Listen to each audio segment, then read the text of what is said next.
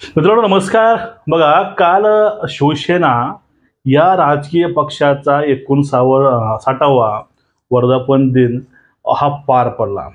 हा वर्धापन दिन एकनाथ शिंदेंनी साजरा केला, पण उद्धव ठाकरेंनी साजरा का केला हा त्यांचा प्रश्न आहे. कारण चिन्ह, नाव सगळं काय आहे, विचारधारा हे सगळं काही शिंदेंकडे आहे. असो, बघा आता ह्या कालच्या ज्या वर्धापन दिनाच्या कार्यक्रमानिमित्त किंवा मेळाव्यानिमित्त त्या ठिकाणी दोन्हीही गटाकडनं दोन्हीही पक्षाकडनं हे त्या विषयावरती भांडणं झाले किंवा भाषणं झाले.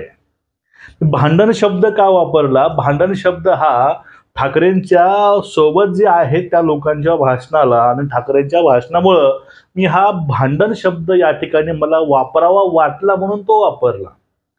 पण ह्या दोघांची ही जी काही विचारधारा विचार सरणी आहे ती ह्या भाषणामधून मित्रांनो स्पष्ट होत होते.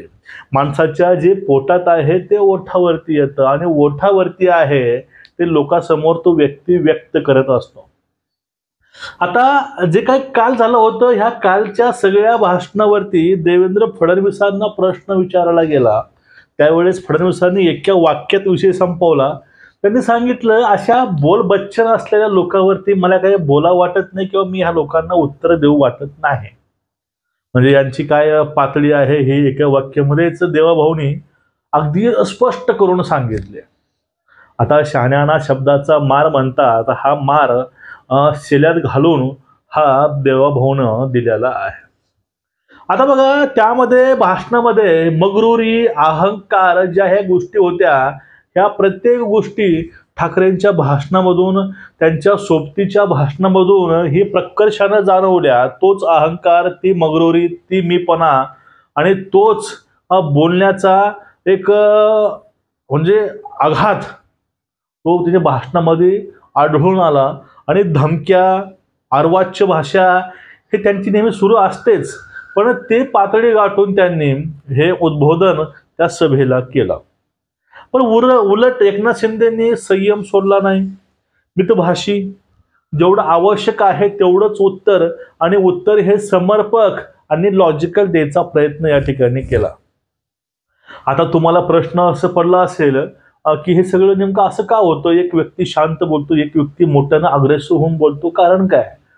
तुम्हाला मित्रांनो गोष्ट कळली असेल. बघा कुठेही आपलं लोकांवर थोपण्यासाठी किंवा खोटं बोला पण रेटून बोला.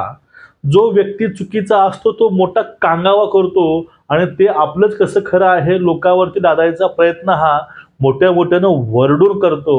हे आतापर्यंत तुम्ही पाहिलेला इतिहास आहे आणि हे एक नॅचरलिटी आणि हे एक लॉजिकल गोष्ट आहे. नेहमी लोक असं करतात आणि तेच उद्धव ठाकरेंच्या भाषणामधून हे जाणवलं होतं. त्यामध्ये कम ऑन किल मी हे ते बोलले होते. मी तुम्हाला अंगावर घ्या, तुम्हाला अंगावर घ्या, तुम्ही मला किल मी, मला तुम्ही मारायला या, पण तुम्ही असं नका येऊ, तुम्ही ॲम्ब्युलन्स घेऊन या.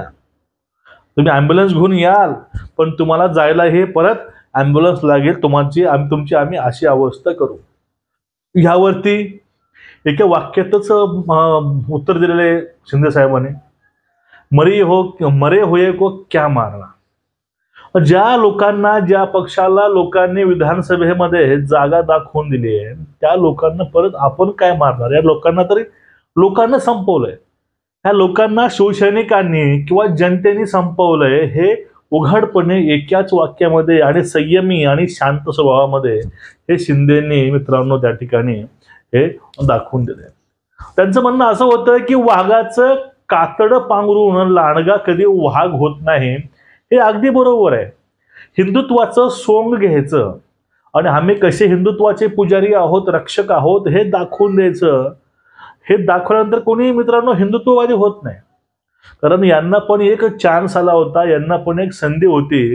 हे पण स्वतःचे सगळे काही तत्व सोडून, वडिलांचा वारसा सोडून, शिवसेनेची जे काही जी होम थेरी होती हे सगळं सोडून हे काँग्रेसच्या जाऊन मांडेवरती बसले होते आणि तिथे सीएम बनले होते. मग सीएम बनलेले असताना सुद्धा यांनी अहंकार, उद्धटपणा ह्या सगळ्या गोष्टीवरती आणि फक्त एक ईर्ष्या आणि बदला फक्त यासाठी यांनी 2.5 वर्ष राजकारण करून काढलं. यामध्ये यांनी कुठलंही असं काम केलं नाही त्यामुळे लोक आपलं नाव घेतील.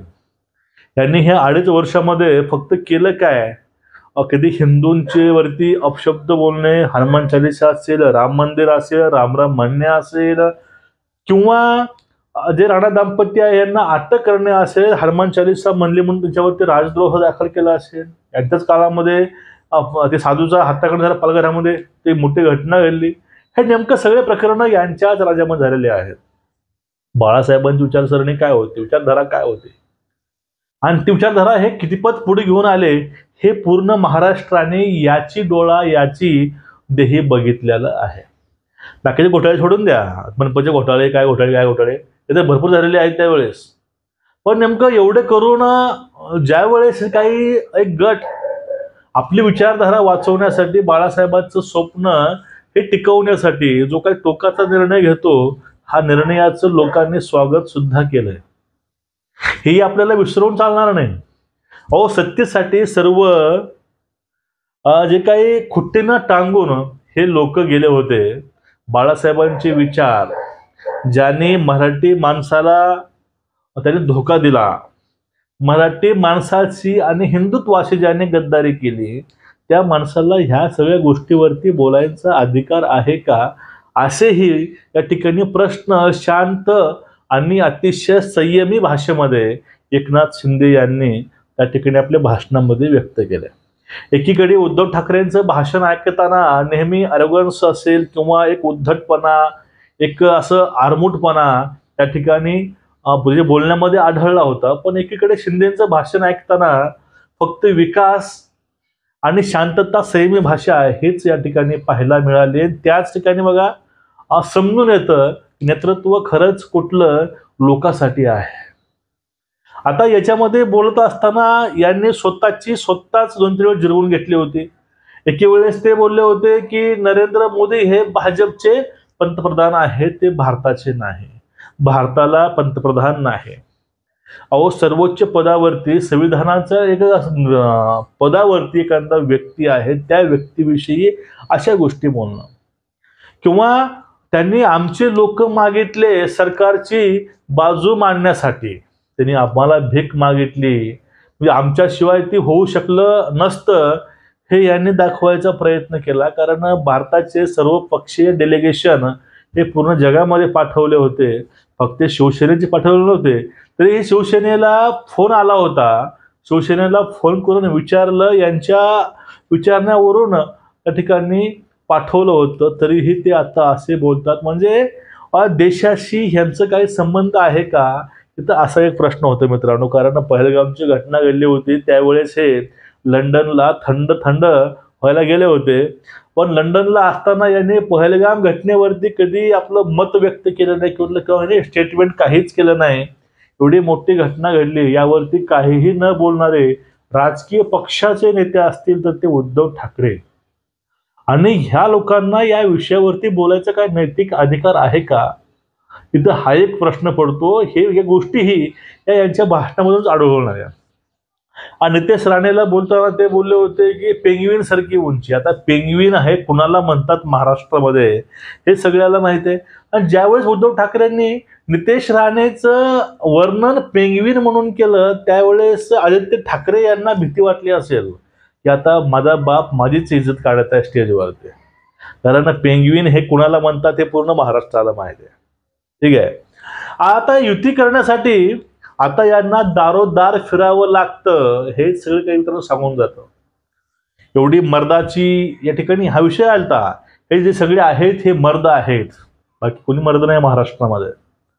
आणि यांची आता अवस्था आली आहे की यांना फिरावं लागतं, कुणी आमच्यासोबत युती करेल का, कोणीसोबत युती करा म्हणून. कारण यांची इथपर्यंत अवस्था येऊन मित्रांनो ठेकलेली आहे. एकेकाळी संपलेला पक्ष म्हणणारे हे लोक आता राज ठाकरेंच्या पाठीमागे लागलेत युती करा म्हणून.